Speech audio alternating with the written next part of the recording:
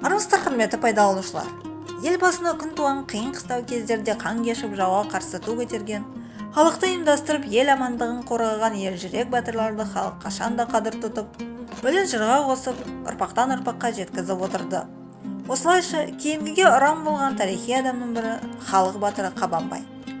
Қабанбай өзінің бүкіл өмірін жоңғар басқыншыларына қарсы тұрып, қазақ ұлтының азаматтығы жолындағы күреске арнаған. Сондықтан да ол өз кезінде асқан абыройға ие болған. Өзінің орасан ерлігімен ел құрметіне даңққа бөленді. Артына өшпес үлгі, айтыпты келгісіз тамаша аңыз әңгіме, жыр дастан қалдырды.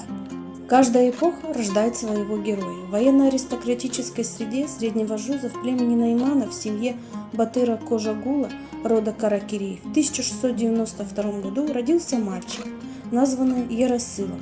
Фольклор и народная память зафиксировала знание о нем как о батыре по имени Каракерей Кабанбай. В 7-летнем возрасте наследник рода пережил трагедию. В боях с джунгарами погиб его отец.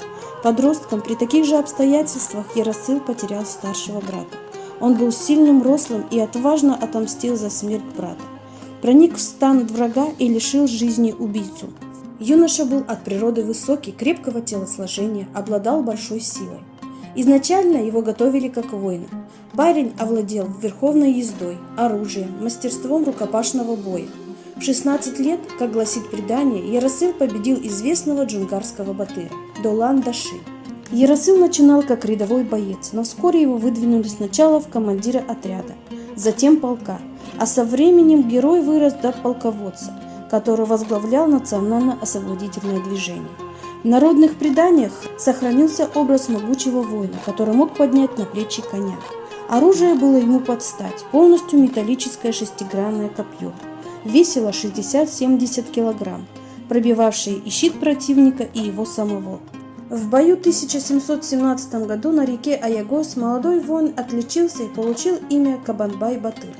Казахский батыр превратил свое имя в боевой клич и символ освободительной борьбы. Великого воина сопровождала верная жена Гаухар, выросшая среди военных знатного рода. Она участвовала в делах и походах мужа-полководца.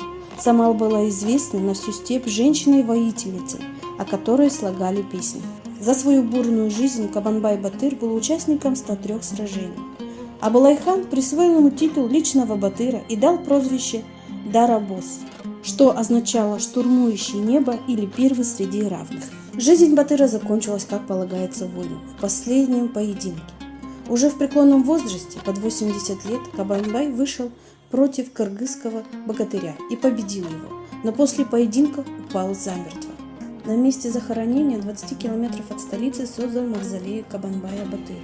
В Семипалатинске был открыт музей, посвященный народному герою. Памятники Батыра на коне возведены в Алматинской области, Семипалатинской, Талды-Кургане, Туркестане. Они напоминают о героическом прошлого народа. Так в независимом Казахстане воскрешают славные страницы прошлого народа.